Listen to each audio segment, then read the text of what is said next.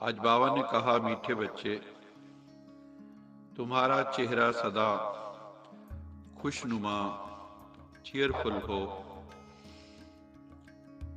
बोल में हिम्मत हो और स्पिरिट हो। चेहरा खुशनुमा, बोल में हिम्मत और स्पिरिट, तो तुम्हारी बात का प्रभाव अन्य आत्माओं पर अवश्य पड़ेगा, आपका रूहानी प्रभाव। आज की मुरली का प्रश्न था, कौन सी ड्यूटी व कर्तव्य शिव बाबा का है जो कोई भी मनुष्य नहीं कर सकता। भगवान का ऐसा कौन सा कर्तव्य है जो कोई मानव नहीं कर सकता। विश्व में शांति की स्थापना करना व पतित सृष्टि को पावन बनाना, ये ड्यूटी एक परमपिता परमात्मा सदाशिव की है। कोई भी मनुष्य विश्व में पीस स्थापन नहीं कर सकता। कॉन्फ्रेंसेस बहुत होती हैं, पीस कॉन्फ्रेंसेस, पीस प्राइज भी देते हैं, नोबेल पीस प्राइज भी देते हैं, लेकिन क्या दुनिया में पीस स्थापन हो गई? नहीं, क्योंकि भगवानुवाच पीस स्थापन तब होगी जब पहले प्योरिटी में रहे। मनसा वाचा कर्मणा, जब तक पवित्रता नहीं है शांति हो नहीं सकती। प्योरिटी से ही पीस और प्रॉस्पेरिटी मिलती। बाप आकर ऐसी पवित्र दुनिया स्थापन करते हैं जहां पीस होती है, प्रॉस्पेरिटी होती, सब कुछ होता है। जो बच्चे संगम युग पर, जो युग अब चल रहा है, अतीन्द्रिय सुख का अनुभव कर लेते हैं, सुपर सेंसुअस जॉय का, उन्हें सदा शांति और खुशी की डबल प्राप्ति का नशा रहता है। क्यों? क्योंकि अतीन्द्रिय सुख में ये दोनों प्राप्तियां समाई हुई हैं, सदा शांति और खुशी। अभी आप बच्चों को जो शिव बाबा और वर्षे की प्राप्ति है, ये सारे कल्प में नहीं हो सकती। ऐसी प्राप्ति सारे कल्प में नहीं हो सकती।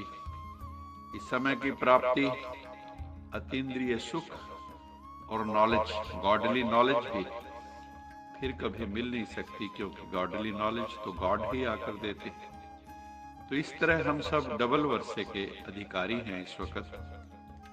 बाबा कहते हैं, मैं हूं पतितों को पावन बनाने वाला परमपिता परमात्मा। मैं नहीं होता तो तुम ब्रह्ममुख वंशावली ब्राह्मण कैसे बनते? तुम ब्राह्मण अब सीख रहे हो, वर्षा पा रहे हो, पुरुषोत्तम बन रहे हो। शूद्र तो वर्षा पा ना सके, जिनकी दृष्टि वृत्ति में शूद्रता है वो वर्षा नहीं पा सकते, अपवित्रता है। तो बलिहारी एक परमपिता परमात्मा की है। गाते भी हैं, मेरा तो एक शिव बाबा, दूसरा न कोई। वर्षा भी उन्हीं से मिलता है। भारत में देवी देवताओं के नाम के पीछे लोग अपना नाम रखते हैं, जैसे कोई लक्ष्मी नारायण, कोई सीताराम, कोई राधे श्याम, कोई रामचंद्र आदि आदि नाम रखते हैं।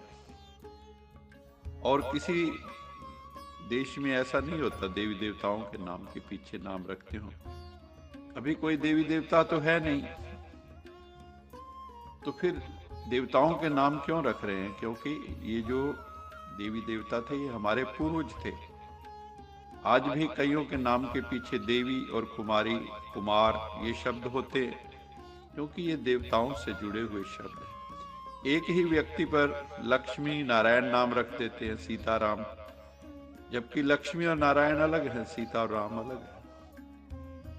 तो इन चीजों को समझने की जरूरत है।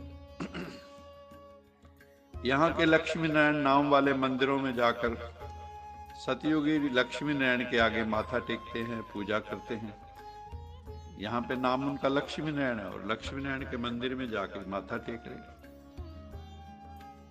अपने को कोई भी श्री नहीं कहला सकते। श्री लक्ष्मी, श्री नारायण, श्री उन्हीं को कहते हैं जो पवित्र हैं, जो श्रेष्ठ हैं, जो पतित नहीं हैं। पतित श्री कैसे हो सकता है? ब्रह्मा बाबा भी कहते हैं हमको शिव बाबा से शिक्षा मिल रही है, तुम भी शिव बाबा को याद करो। हम भी पुरुषार्थी हैं, हम भी पावन बन रहे हैं शिव बाबा की याद से। आप बच्चे शिव बाबा से योग लगाओ तथा मन वचन कर्म से पवित्र बनो, तो तुम्हारा कल्याण हो जाएगा।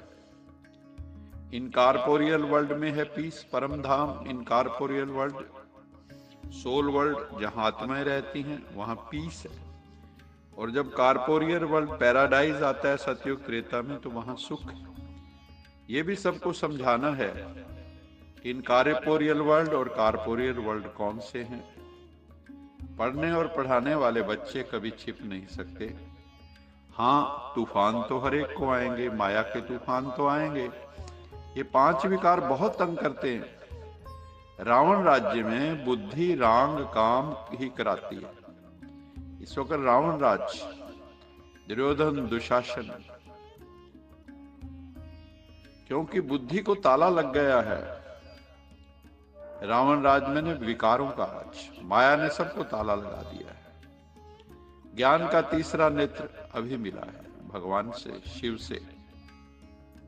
बाबा कहते हैं बच्चे ग्रस्त व्यवहार में रहते हुए एक तो पवित्र रहो और एक परम पिता परमात्मा शिव बाबा को याद रखो, क्योंकि वही पतियों का पति है, गुरुओं का गुरु है, वो निराकार।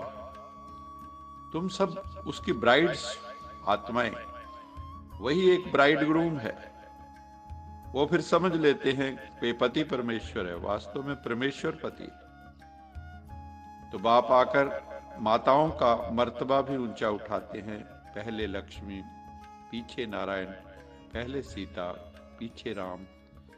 तो माताओं को आकर परमात्मा उठाते हैं, क्योंकि इनका 2 युगों से बहुत पतन हुआ, बहुत गिराया गया इनको। इसलिए बाबा कहते हैं जो बच्चे ज्ञान रोज सुन रहे हैं उनके वाणी में बहुत मधुरता, मिठास होनी चाहिए। मधुरता और स्पष्ट शब्दों में बात करने से प्रभाव पड़ता है। इन लक्ष्मी नारायण के चित्र को देख बहुत खुश होना चाहिए, क्योंकि ये हमारा एम ऑब्जेक्ट है। नर से नारायण बनना, नारी से लक्ष्मी बनना, उसके लिए राजयोग की आवश्यकता है।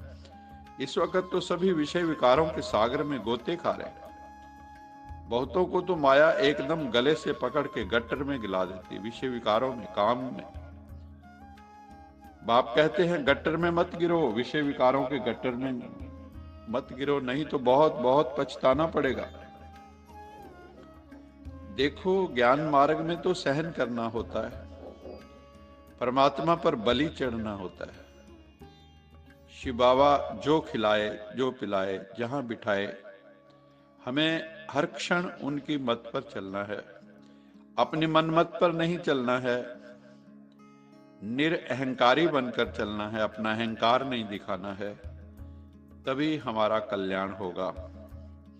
आज का स्लोगन है, 1-2 के संस्कारों को जानते हुए उनसे मिलकर चलना, यही उन्नति का साधन है।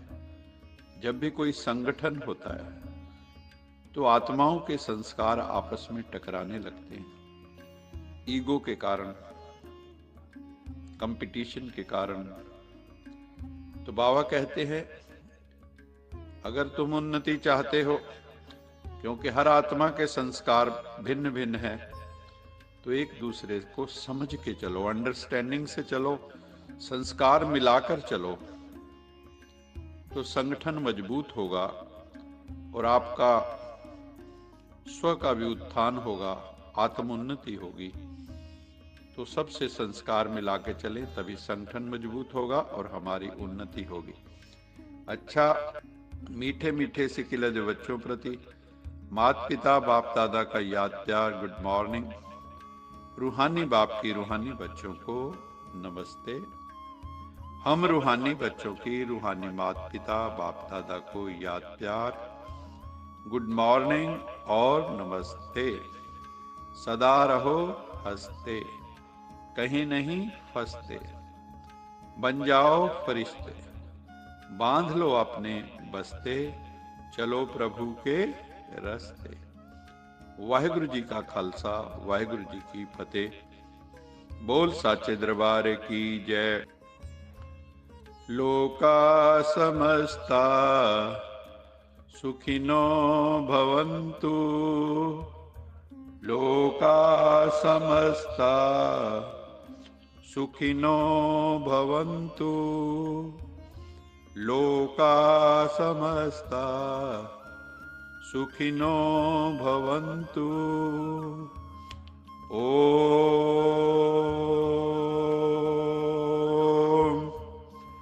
शांति